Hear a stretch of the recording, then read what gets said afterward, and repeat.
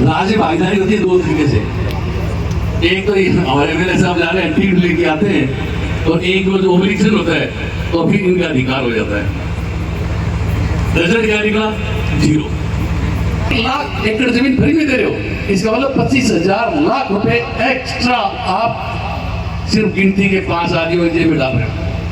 तो आप विधानसभा में बैठे हो, आप बोलो। तो एमएलए साहब 30,000 लाख रुपए पर मंथ की हिंदुस्तान को फॉरेन करेंसी मिलेगी। आप बैठे हो विधानसभा में, पॉलिसी लेके आनी चाहिए। पॉलिसी लेके आनी, और इसमें कुछ नहीं है। हर होटल को 10-15 आदमी रखेगा अप्रेंटिस के अंदर, 3 साल की वो हो जाएगा। आज पढ़े लिखे लड़के को भी 10,000 की नौकरी नहीं मिल रही। भविष्य के आपके बच्चों का आप सोच लेना। और पर्टिकुलर यहाँ प्रधान बैठे हैं, एमएलए बैठे हैं, सब बैठे हैं, इनका भविष्य ये है कि गुलामी की और वापिस जा रहे हैं। आपको जो परमात्मा ने जिस चीज दी है वो दी है धरती। इस हिंदुस्तान में सबसे ज्यादा धरती आपको दी है। बेरोजगारी नाम की चीज 1 मिनट में खत्म हो जाएगी, पर वो इस राजस्थान के 10% जमीन, एमएलए साहब को 10% जमीन में से 6 एकड़ जमीन अगर एक बेरोजगार बच्चे को दे देंगे या बेरोजगार परिवार को दे देंगे तो 4 एकड़ जमीन के अंदर 1 मेगावाट बिजली बनती है, जिसकी कमाई है 45 लेकर 50 लाख रुपए साल के। 10% जमीन के अंदर यहाँ पे राजस्थान में एक भी सिंगल आदमी बेरोजगार नहीं हो सकता। 15 तो जोधपुर, बीकानेर, बाड़मेर, जैसलमेर सोने की चिड़िया है जो आप गंवा रहे हो।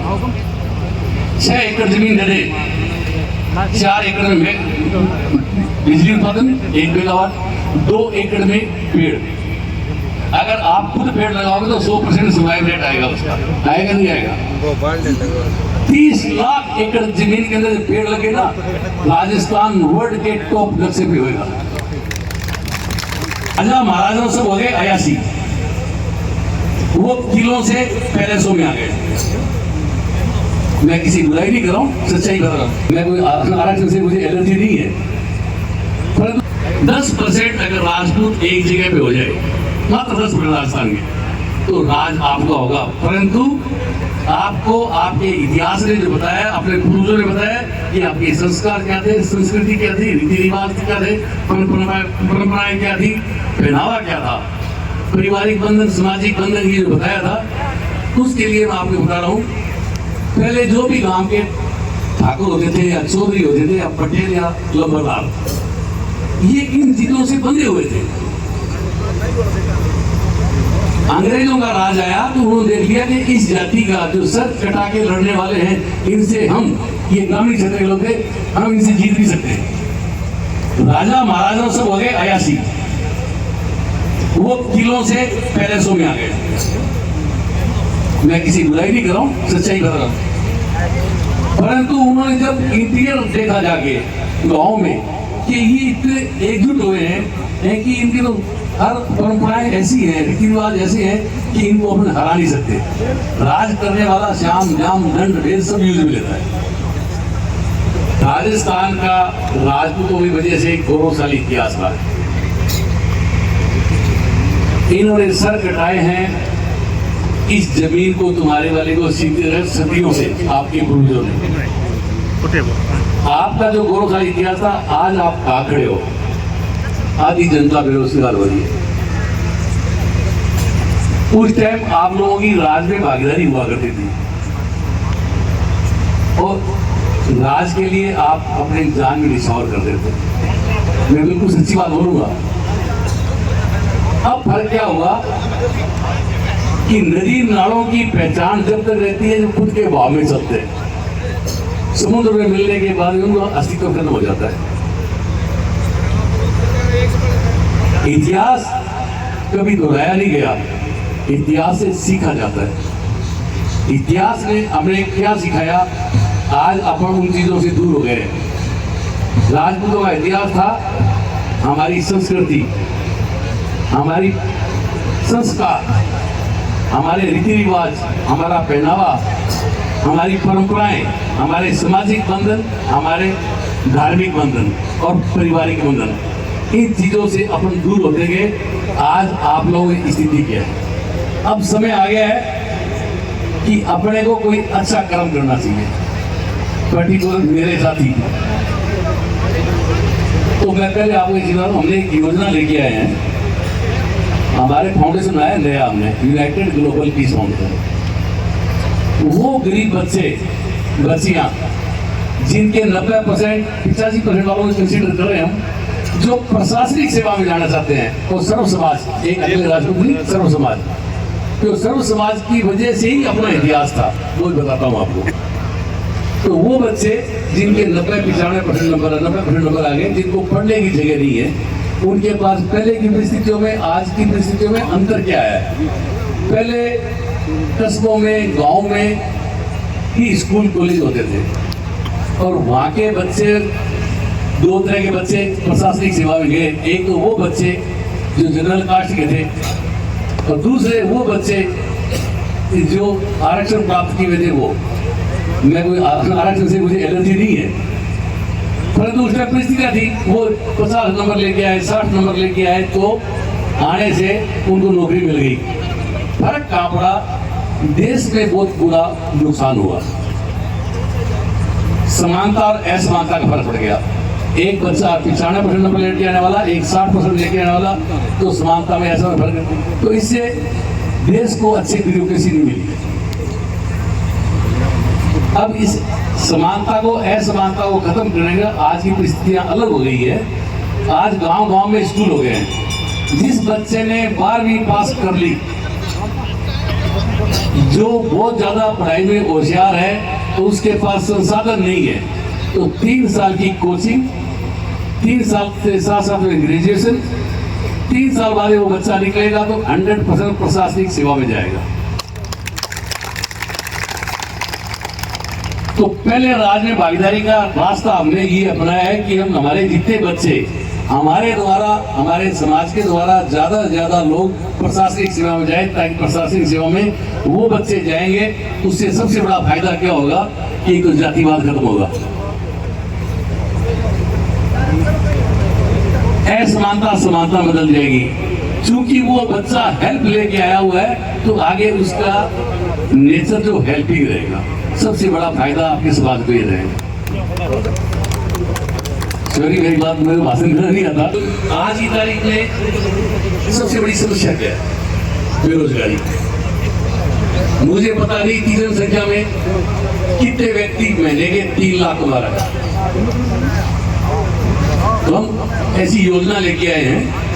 नंबर 1 पहली समस्या तो है रोजगार, दूसरी समस्या है पर्यावरण। पर्यावरण के अंदर हमने एक पायलट प्रोजेक्ट बना के सरकार को दे दिया, पर सरकार के किसी की फर्क नहीं पड़ने वाला।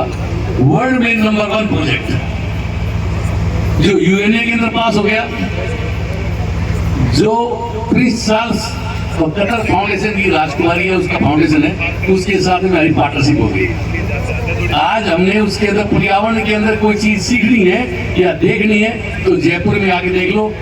वर्ल्ड का नंबर 1 प्रोजेक्ट तैयार किया हमने, जहाँ कुछ भी नहीं होता, आज वहाँ पे सब कुछ है। तो ये एक पायलट प्रोजेक्ट, ताकि एक मानव की जीवन शैली कैसी होनी चाहिए, अच्छा खाए, अच्छा शुद्ध वातावरण, शुद्ध खाना, ठीक। तो ये जो यूएनए के 17 गोल है, हम उनको कोशिश कर रहे हैं। दूसरा, वो खिलाड़ी जो अंतर्राष्ट्रीय लेवल पे खेल सकता है, उसको हम पूरा फाइनेंशियली हेल्प करते हैं, ताकि उसके इस बहाने से सरकारी नौकरी लग जाए। हमारा काम रोजगारी के लिए और किसी के लिए नहीं है। मंदिर मस्जिद ये सब बंद कर दिया एक साथ से। अब रहा सबसे बेरोजगारी समाप्त करने का सबसे बड़ा साधन। राज्य भागीदारी होती है 2 तरीके से। एक तो हमारे मेरे साहब जा रहे हैं, टिकट लेके आते हैं, और एक जो ओब्लिगेशन होता है, तो फिर इनका अधिकार हो जाता है। रिजल्ट क्या निकला? 0। 10% अगर राजपूत एक जगह पे हो जाए, मात्र 10% राजस्थान के, तो राज आपका होगा। परंतु आपको आपके इतिहास ने जो बताया, अपने पूर्वजों ने बताया कि आपके संस्कार क्या थे, संस्कृति क्या थी, रीति रिवाज क्या थे, परंपराएं क्या थी, पहनावा क्या था, पारिवारिक बंधन, सामाजिक बंधन, ये जो बताया था, उसके लिए मैं आपको बता रहा हूँ। पहले जो भी गांव के ठाकुर होते थे या चौधरी होते थे या पटेल या लंबरदार, ये इन चीजों से बंधे हुए थे। अंग्रेजों का राज आया तो उन्होंने देख लिया कि इस जाति का जो सर कटा के लड़ने वाले हैं, इनसे हम, ये ग्रामीण क्षेत्र के लोग थे, हम इनसे जीत नहीं सकते। राजा महाराजा सब हो गए अयासी, वो किलों से पैलेसों में आ गए। मैं किसी बुराई नहीं कर रहा हूँ, सच्चाई बता रहा हूँ। परंतु उन्होंने जब इंटीरियर देखा जाके गाँव में कि ये इतने एकजुट हुए हैं कि इनकी तो हर परंपराएं ऐसी हैं, रीति रिवाज ऐसे हैं कि इनको अपने हरा नहीं सकते। राज करने वाला श्याम जाम दंड भेद सब यूज में लेता है। अब परिस्थिति क्या हुई, जैसे उदाहरण के तौर के ऊपर उन्होंने एक वैचारिक युद्ध पैदा किया। क्यों लॉ एंड ऑर्डर तो सरकारों के हाथ में चला गया, फिर अंग्रेजों के हाथ में चला गया था। वैचारिक युद्ध पैदा किया। नाई को बोल दिया, यार मुझे तू बनना, अपने आप थोड़ा जट बढ़ जाएगी तो अपने कटवाने आएंगे। ब्राह्मण को बोल दिया कि भाई तुझे अपने तेरे घर अपने आप आ जाएंगे। ये मुख्य किस बात के हुए? तो इस तरीके से एक वैचारिक युद्ध पैदा किया। तो वैचारिक युद्ध से रिजल्ट क्या निकला? जैसे उदाहरण के तौर पे पहले गांव का मुख्य होता, वो एक गांव का हृदय होता था जो 24 घंटे गांव की सेवा में रहता था। अब क्या हुआ, जैसे शरीर है, हाथ बोले मैं खाना खिलाता हूँ, नाक बोले मैं सुनता हूँ, कान बोलता है सुनता हूँ, दांत बोले मैं पीसता हूँ, पेट बोले मैं बचाता हूँ। तो एक वैचारिक युद्ध पैदा हो गया शरीर के अंदर, आत्मा के बीच में। तो आत्मा गई परमात्मा के पास गए, तो परमात्मा ने बोला कि ठीक है, अभी इनकी स्थिति बता देता हूँ, 2 सेकंड के लिए हाथ बंद कर दो, हाथ भी नहीं रहेगा, पैर भी नहीं रहेंगे, पेट भी नहीं, कोई नहीं रहेगा। अपन ने अपना गौरवशाली इतिहास से जो सीखा था या पूर्वज है उसको खत्म कर दिया। आज आने वाला भविष्य के आपके बच्चों का आप सोच लेना, और पर्टिकुलर यहाँ प्रधान बैठे हैं, MLA बैठे हैं, सब बैठे हैं, इनका भविष्य ये है कि गुलामी की और वापिस जा रहे हैं। आपको जो परमात्मा ने जिस चीज दी है वो दी है धरती। इस हिंदुस्तान में सबसे ज्यादा धरती आपको दी है। बेरोजगारी नाम की चीज एक मिनट में खत्म हो जाएगी, पर वो सरकार में भागीदारी के बगैर नहीं होगी। तो मैं MLA साहब को बोल रहा हूँ, ये प्रस्ताव भेजना, मैं विदिन 10 डेज के अंदर आपको कॉपी बना के दे दूंगा पॉलिसी। और पॉलिसी वही बता रहा हूँ जिससे हमने धंधा किया, हम कर रहे हैं। अब एक छोटा सा उदाहरण दे रहा हूँ आपको। ये जमीन किसकी? सदियों से आपके पूर्वजों ने, इस राजस्थान की जनता ने सींची है इसको। 40 साल पहले यहाँ पे क्या था, न पानी था न कुछ और था, किन कठिन परिस्थितियों में उस टाइम फिर भी कुछ आ गया। पर आज से 100 साल पहले क्या था, सदियों पहले क्या था, हालात देखिए। अब वो जमीन जब आपकी नहीं रहेगी तो आप क्या करोगे? 1 लाख एकड़ जमीन आने वाला बिजनेस सारा कोविड हाउस में जा रहा है। महाराज तो आप लोगों को आगे आना पड़ेगा। मैं बहुत गंभीर बात बोल रहा हूँ। बिजनेस ए से लेकर जेड तक सारा कोविड हाउस चला गया। आपके एयरपोर्ट गए, आपके पोर्ट गए, आपके एनर्जी गई, आपका कोयला गया, आपका सब कुछ गया। पीछे बस्ती अच्छा लोग पीटे रहना।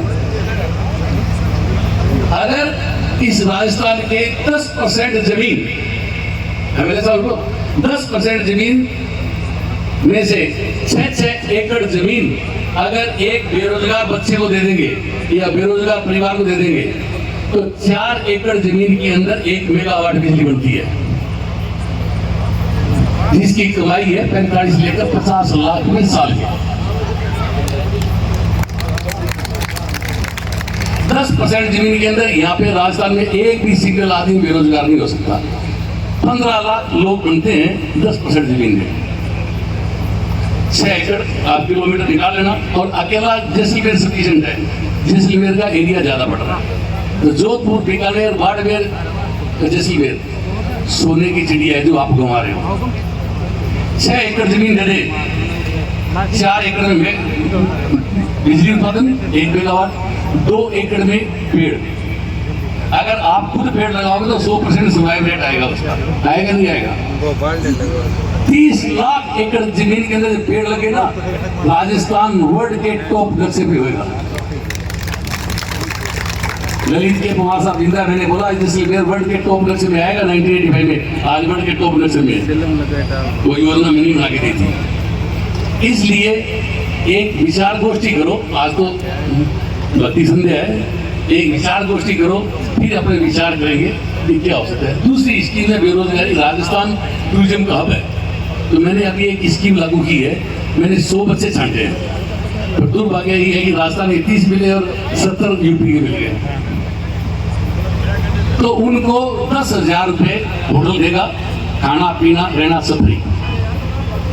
तो 15,000 रुपये महीने के हिसाब से 3 साल खत्म होने वाले हमारा फाउंडेशन देगा 15, तो 5,40,000 रुपये उसको एक मुश्त मिलेंगे। बाकी टिप वगैरह जो आती है वो, तो इससे क्या है कि उसको अनुभव हो जाएगा।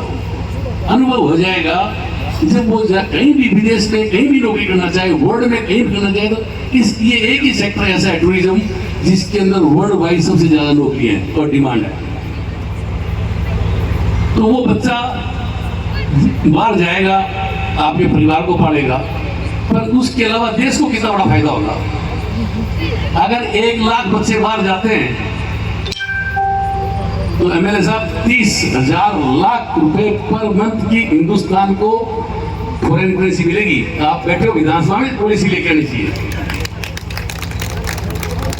पॉलिसी लेके आनी। और इसमें कुछ नहीं है, हर होटल को 10-15 आदमी रखेगा अप्रेंटिस के अंदर, 3 साल की वो हो जाएगा। आज पढ़े लिखे लड़के को भी 10,000 की नौकरी नहीं मिल रही। तो ऐसे कुछ विचार दिमाग में है। 3 योजना जो हमने आज इम्प्लीमेंटेशन कर दिया उसका, अब उसको थोड़ा फेयर करके आप लोगों के समक्ष पेश करेंगे।